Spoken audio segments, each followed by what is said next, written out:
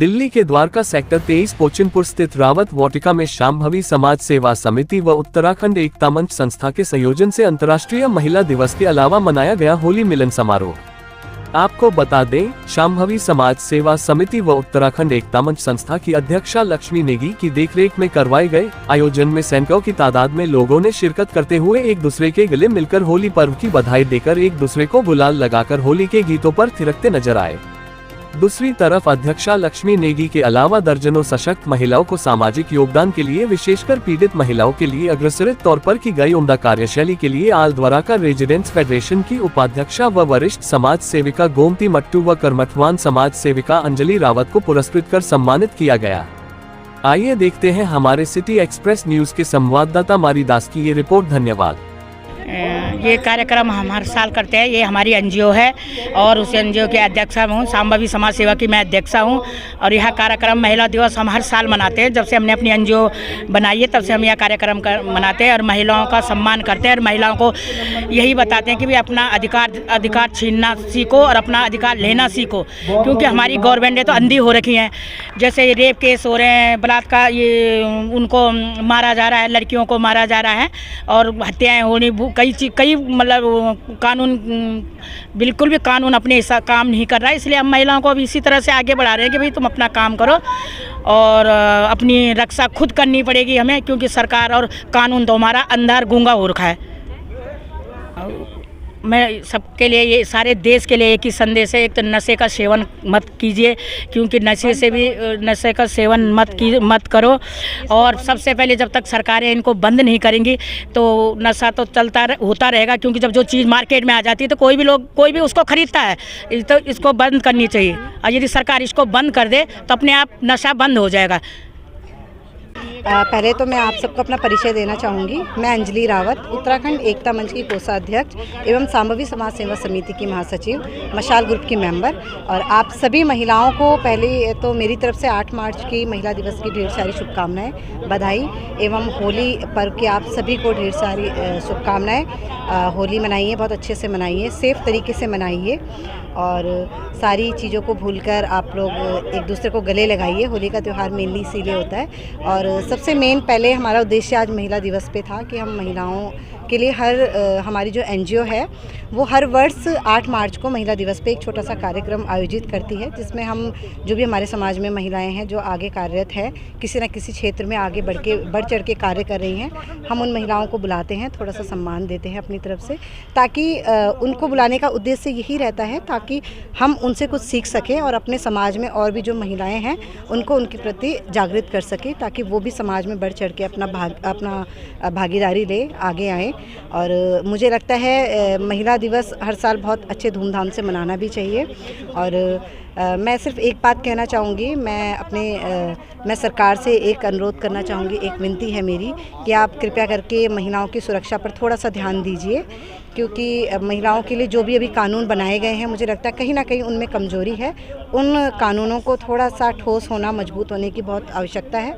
कानून जो भी बनाए गए हैं उनमें थोड़े से परिवर्तन की आवश्यकता है, क्योंकि मुझे कहीं ना कहीं लगता है कि हम लोग कहते हैं बेटी पढ़ाओ बेटी बचाओ, बेटियां पढ़ाई तो जा रही हैं बट बेटियों को बचाने की जहाँ तक बात कहें तो वहाँ पे हम लोग कहीं ना कहीं बेटियों को बचाने, बेटियों को न्याय दिलाने में अभी भी असफल है अपनी जो हमारी कानून प्रणाली है उसके तहत। तो मुझे लगता है कि हमें बेटियों के लिए, बहनों के लिए और ये महिलाओं के लिए थोड़ा सा अपने कानून जो प्रणाली है, न्याय प्रणाली में थोड़े से बदलाव की आवश्यकता है, क्योंकि कोई भी देश, जिस देश का कानून मजबूत होता है उस देश की महिलाएं मजबूत होती है और महिलाएं मजबूत होती हैं तो वह देश मजबूत बनता है। तो मेरा एक यही निवेदन है सरकार से कि कृपया आप लोग इस बात पर थोड़ा सा ध्यान दीजिए। और सही रूप में महिला दिवस तभी सफल होता है जब एक देश की महिलाएं अपने आप को उस देश में सुरक्षित महसूस करती हैं। तो मैं सरकार से गुजारिश करूंगी कि एक बार आप इस पर थोड़ा सा ध्यान दीजिए। और पुनः मैं आप सभी महिलाओं को अंतर्राष्ट्रीय महिला दिवस की ढेर सारी शुभकामनाएं, बधाई देती हूं।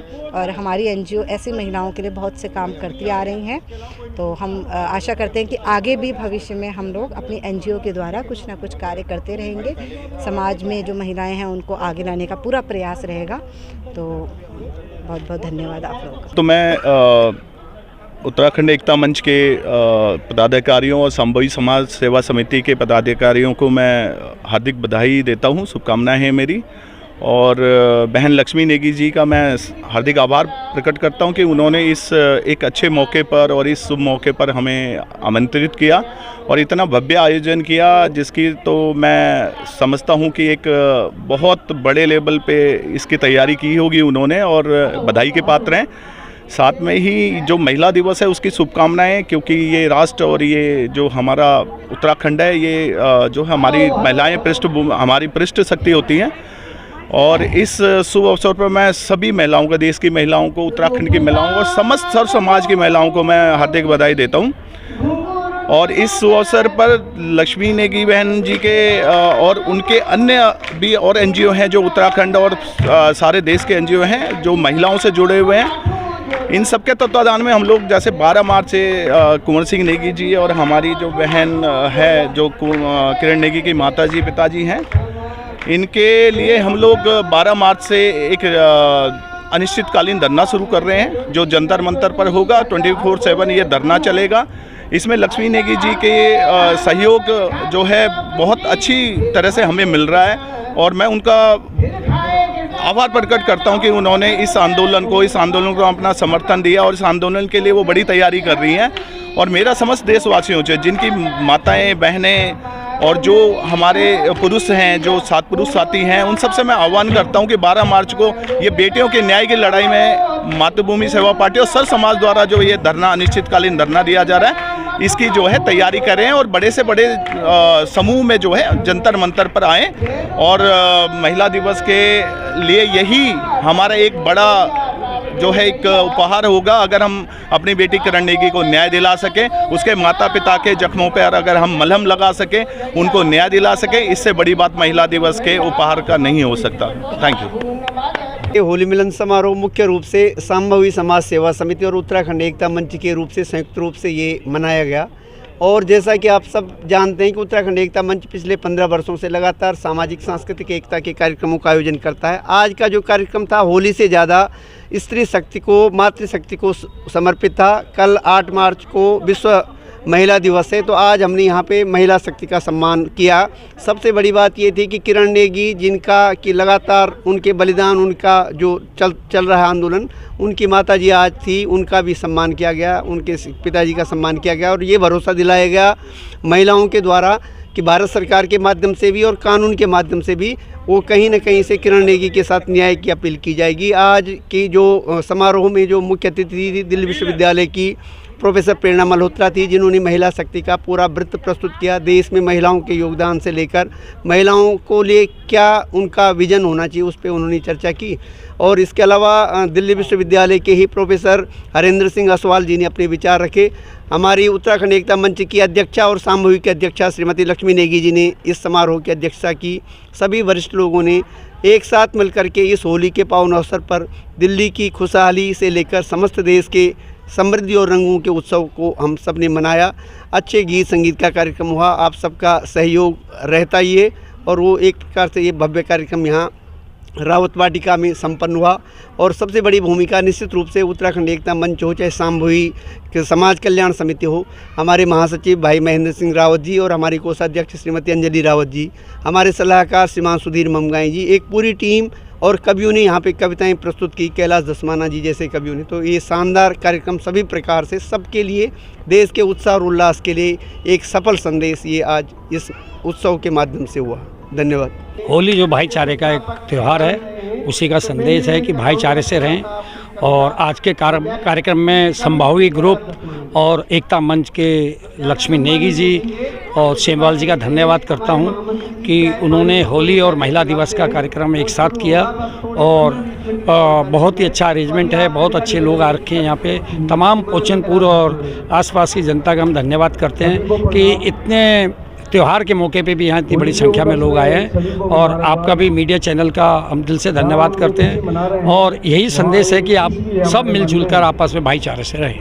बहुत ही अच्छा प्रोग्राम है और मैं लक्ष्मी बहन को बहुत बहुत बधाई दे रहा हूँ।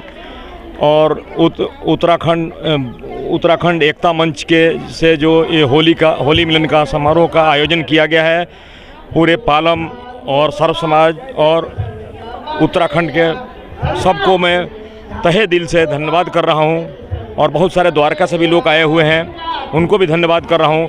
और लक्ष्मी बहन इतना अच्छा प्रोग्राम किया है, इसलिए तहे दिल से हमारे पूरे सर्व समाज की तरफ से मैं लक्ष्मी बहन को बहुत ही ढेर सारे होली की बधाई दे रहा हूँ। और हम लोगों का 12 तारीख को नया यात्रा है किरण नेगी के लिए जंतर मंतर पर अनिश्चितकालीन हम शांतिपूर्वक धरना देंगे न्याय के लिए। और जब तक न्याय नहीं मिल जाता है तब तक हम अपना धरना प्रदर्शन शांतिपूर्वक वहाँ जारी रखेंगे।